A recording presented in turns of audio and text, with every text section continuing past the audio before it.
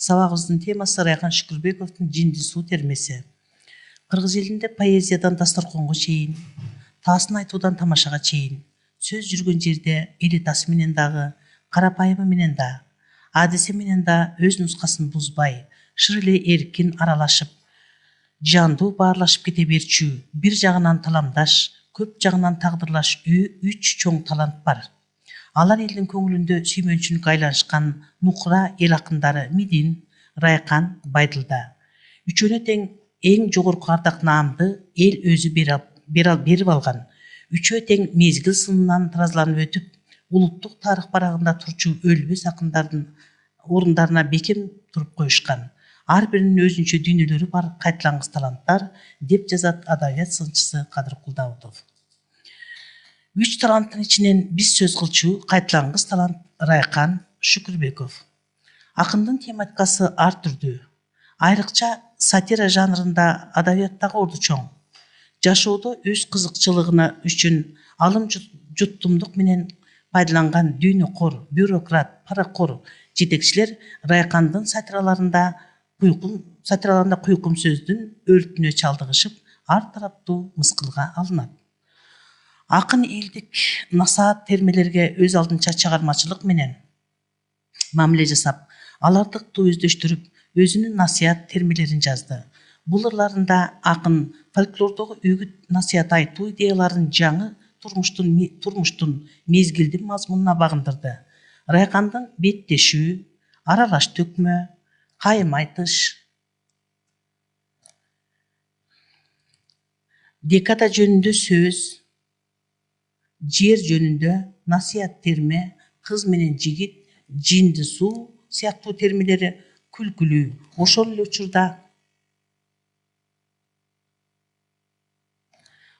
учурда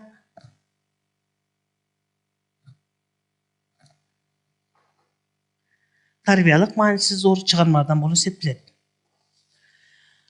Райкан элдин турмушу, жаш карынын жүрүм туруму, социалдык абалы менен жакындан таанышып, айрыкча жаштар арасындагы моралдык ныравалык жактан учураган терс көрүнүштөргө акын кайдыгер карай алган эмес. Бул сыяктуу көрүнүштөрдүн ичинен эң коркунучтуусу, зыяндуусу, кийинки учурларда жаш карынын арасында кеңири тарап кеткени ичкилик ичүү экенин байкаган. Ичкиликтин зыянын эл алдында ашкерелөөнүн жолун издеп, адамдардын оң терс сапаттарын көркөм баяндап, аларды оң жакка, жакшы жүрүм турумга, адеп ахлакка, ак ниет, адамгерчиликке, эмгекке тарбиялоо максатында дидактикалык чыгармалардын бири терме ыр формасына кайрылат. Жинди суу термесиндеги ичкиликтин зыяндуулугу, андан алыс болуу жөнүндөгү идеялар сатиралык чыгармаларда орун алып, жазылып келаткан темалардын бири болчу. Айрыкча Райкандын термесинде бул тема өзүнчө бүтүндөй турпатында толугу менен ачылып, өзүнө гана тиешелүү болгон юмор сатиралык көркөм табылгалар менен шөкөттөлүп, жогорку деңгээлдеги таалим тарбиялык мааниге ээ болгон. Термелерине кайрылсак, терменин башы арактан, айланып кетсин тамактан, силерге айтып жатамын, качсын деп жаман адаттан. Карабайт кары жашыңа, капаны үйөт башыңа, жүргөн жери ызы чуу, эч кимге жакпайт жинди суу, деп башталат. Акындын айтайын деген ою да, берейин деген идеясы да мына ушул саптарда. Окурманды аракты ичпөөгө, андан алыс болууга, адатка айландырып, анын туткунунда калбоого, кызыктуу өмүр сүрүп, эл жеринин кызыкчылыгы үчүн кызмат кылууга чакырат. Акындын бул термеси элдик терме ырларынан айырмаланып, конкреттүү мазмунга, конкреттүү катышуучу каарманга ээ. Ал каарман жашпы, карыбы, эркекпи, аялбы, жинди суунун туткунунда калган адам. Ошол арактын айынан адамдын улам төмөндөп, чөгүп, буруп, ит каппай турган абалга жетишин сүрөттөйт.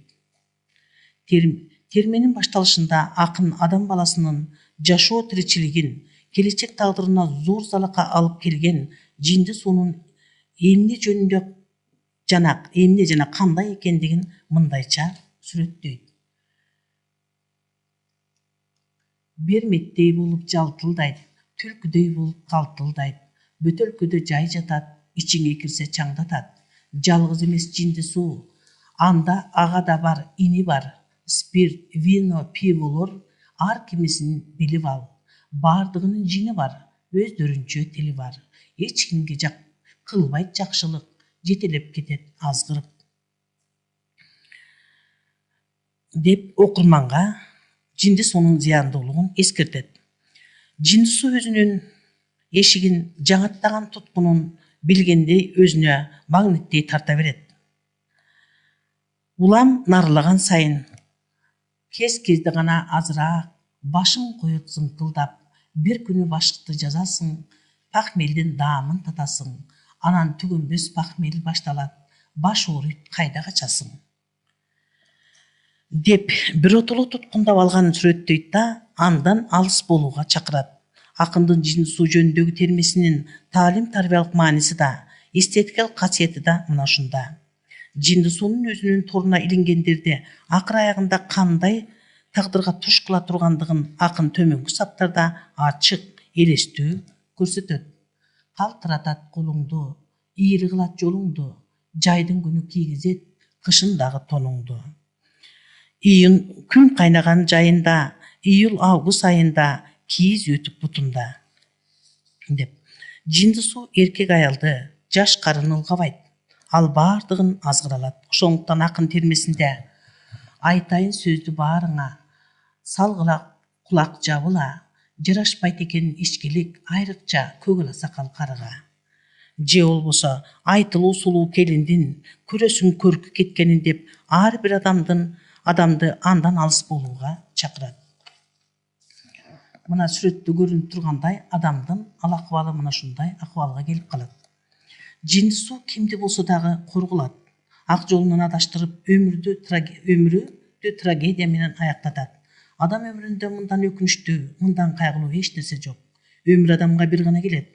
Аны гүлдөтүү же соолтуп алуу ар бир адамдын өзүнөн.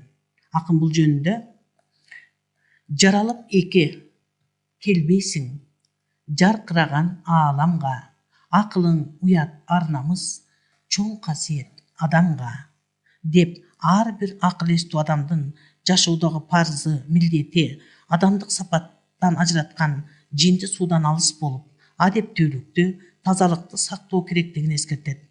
Таалим-тарбиялык зор мааниге ээ болгон Райкан Шүкүрбековдун бул термеси адамды моралдык тазалыкка үндөдө жана ушул сыяктуу зыяндуу көрүнүштөрдөн алыс болууга чакырууда бүгүнкү күнгө чейин актуалдуулугун жоготпой турган чыгарма болгондугу менен кыргыз адабиятынын тарыхында өзүнүн ордун жоготкой келе жатат.